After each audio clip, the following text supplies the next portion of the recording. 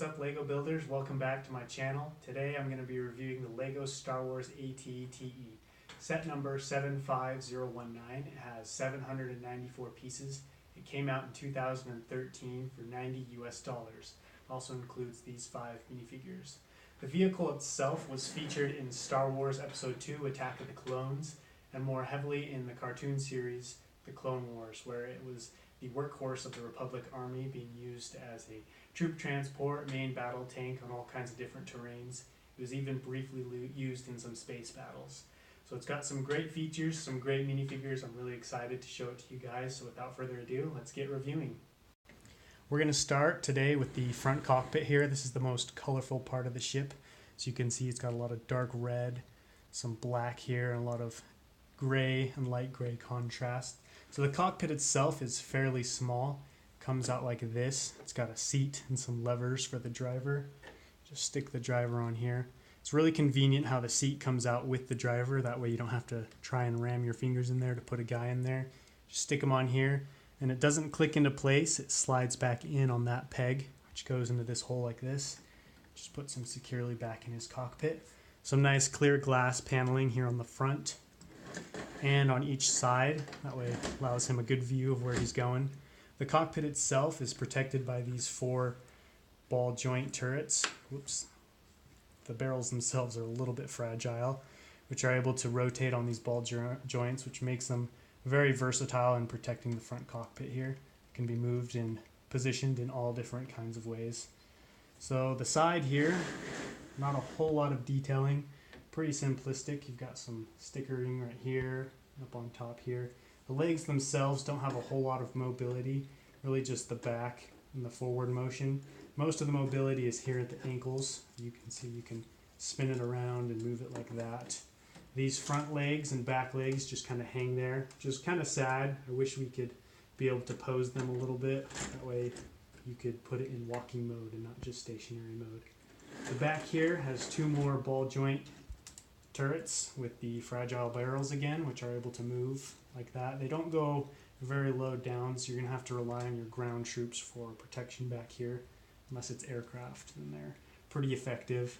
The last side here is identical to the other, just have some more stickers, the insignia of the Galactic Republic, showing that this is a tank of the Republic Army. You've got some nice joint detailing here on the legs as well. Up here at top you have the main turret or main cannon for the tank itself. You can stick a gunner on here if you so desire. Just stick this back in there. He just sits right there up top. There's no studs holding him in there, so he's kind of loose, but this has a wide range of motion. As you can see, you can go 360 degrees. You can go down really far, you can go up really far. Really good looking gun. There's some nice minimalistic detailing here. A elevation axle detailing right here, and some flick fire missiles if you want to flick them out like that. They don't really work that well. It's kind of sad how there's not a whole lot of protection up here for your gunner. I feel like he's kind of at risk of being shot by a sniper or being hit by small arms fire, but I guess you can modify your own tank if you want to eliminate that problem. Last but not least, we have a convenient little carry handle right here, which is really nice. Lego started putting that on their newer tanks and vehicles. That way you don't have to try and pick it up underneath or up here at the top. Just these 2 fingers right there. Really convenient. Moving on to the interior, we're going to start here in the back.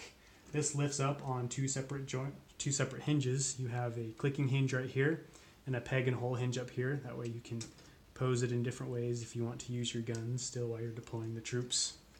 Back here opens up so you have a pretty good view of what's going on back here. These little box here, it's got some thermal detonators in there, some nice storage space back here. You have to be kind of creative right here because there aren't any seats. Just have to put the clones wherever they'll fit. Some nice clips right here for some guns. We have a little bit of sticker detailing right here. We have a red button, some broken glass, some more random buttons and stickers here on the side. Really give it a little bit more detail. Because the vehicle itself is so tall, they put in a little fold-down ladder right here so your clones are able to climb up and into the back of the vehicle. When you're done here, you just fold up these panels, clip them back into place. One thing I failed to mention earlier is I really like how seamless these panels fit into place. You can't really see into the vehicle that well, other than right here. I think that's Really cool how they were able to do that. Last part of the interior is this little cargo space.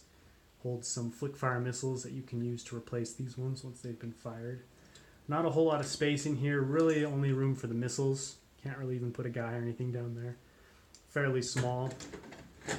Overall, the build itself is pretty simple, not a whole lot of detail, but still a pretty looking model. Great for playing and great for displaying. So that's it for the vehicle. Now let's move on to the minifigures. So the 5 minifigures included in this set are Mace Windu, Coleman Trebor, a Clone Trooper Commander, a Battle Droid Commander, and a regular Battle Droid. Really great group of minifigures with this set.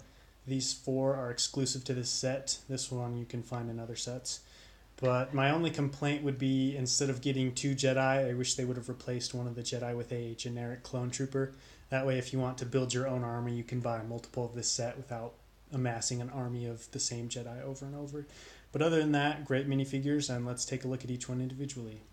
First off, we have Jedi Master Mace Windu with his classic purple lightsaber and his vintage no-nonsense face. A little tough to see just because of the dark coloring on the head with the shadowing makes it hard to see, but he's got some basic Jedi robes. The one strange thing about this is they have the tan Jedi robes here, contrasting really brightly with the white legs here. Not really sure why they did that. Not a whole lot of printing on the back, just a pretty simple minifigure here. Next up we have Jedi Master Coleman Trebor. He's not well known because he was killed off pretty quickly in Star Wars Episode 2 by Jango Fett. However, he does have some nice Jedi robes here. I really like the printing down here with the tan on tan instead of the tan on white. There's a side view. You can see he's got a pretty big fin sticking off the back of his head there. Kind of makes him look like a dinosaur. Last of the good guys, we have a Clone Trooper Commander. This is my personal favorite kind of clone. I love what they did here with the visor. I don't know how well the camera picks it up, but it's a metallic gray visor instead of the generic black one that most clones have. This gray one is far more movie accurate and looks really beautiful in my opinion. You also have the 4 yellow dots here on his chest. If the camera picks it up, those signify his rank as a clone commander. He's also sporting a giant blaster there. Last but not least, we have the 2 battle droids. We have the battle droid commander with the battle droid on the left, and the commander here, you can see he has some yellow printing there on his chest, really just a yellow dot. On the back of his head, he's got some more yellow printing to signify his rank. The commander has this weird transparent orange brick on the back. I'm not sure if it's some kind of communication device or just a backpack, but I really like the tan of these droids, the Geonosian tan, instead of the normal light tan that is on most droids. That's it for this review. Now I want to give you guys a few of my personal thoughts of the LEGO Star Wars AT-TE. This was my favorite set growing up as a child. I'd always look it up in the catalogs and online and build my own versions. Something about it just really speaks to me. It's a really vintage Star Wars look. I love the low profile of the vehicle, really low down to the ground. In a galaxy full of walkers, this one really stands out to me because a lot of the other ones like the AT-AT or AT-ST or even the First Order heavy walker are really tall and kind of spindly, a little unsteady, but this guy is really sturdy, really compact, really beautiful looking model in my opinion. Not a whole lot of detail on this one, but it still looks pretty good. The minifigures I really liked, wide variety, pretty good selection. Overall, if you can find this set anywhere from $90 to $110, I would highly recommend snagging this one, as you will not regret it. Anyway, that's it for this video. Thanks so much for watching, guys. If you liked the video, hit me up with a like. If you have a comment, question, or anything else you want to share, leave it below in the comments. I would love your guys' support and anything else, really. If you're new to the channel, go ahead and click that subscribe button, as I will be putting out new videos every week. Until next time, happy building.